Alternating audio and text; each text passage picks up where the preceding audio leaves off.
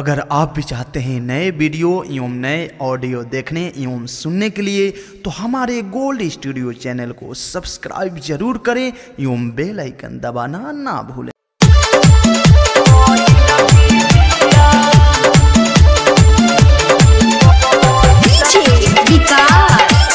Mix by Jitu ज्वाला। स्वतंत्र recording studio त्रया अपना मार्केट। एकरा से निमन हईल घर हमारे पहिल की बिया। एकरा से निमन हईल घर हमारे पहिल की बिया। हमारा के छोड़ी तो दोसरे संगे घूमत बिया। हमारा के छोड़ी तो दोसरे संगे घूमत बिया। मुँह चमकावे बारम बारनी का पहिल की बिया। एकरा से निमन हईल घर हमारे पहिल की बिया।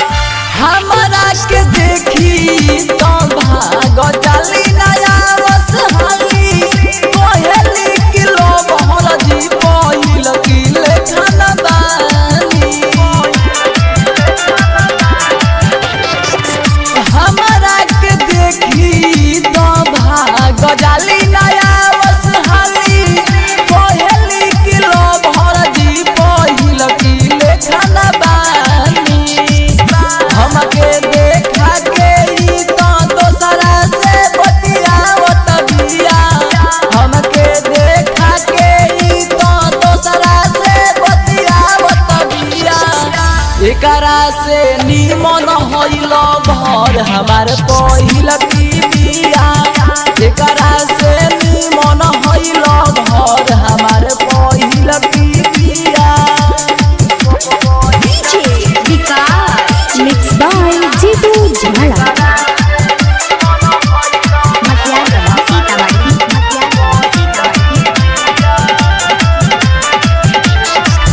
देख के तो सोचनी अलावा होई बारा सुनर।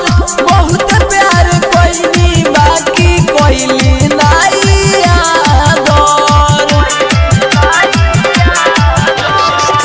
देख के तो सोचनी अलावा होई बारा सुनर। बहुत प्यार कोइनी बाकी कोइली नहीं आदर। राइटर चंदन कहले तब नहीं मनली बतिया। राइटर कुंदन कहले तब नहीं मनली बतिया। अमरजीत ना करी है कबहू प्यार निक पहिल की बिया। एकरा से निमन हईल घर हमारे पहिल की बिया। हमारा के छोड़ी तो दोसरा संगे घूमत बिया। हमारा के छोड़ी तो दोसरा संगे घूमत बिया। मुँह चमकावे बारम बारनी का पहिल की बिया।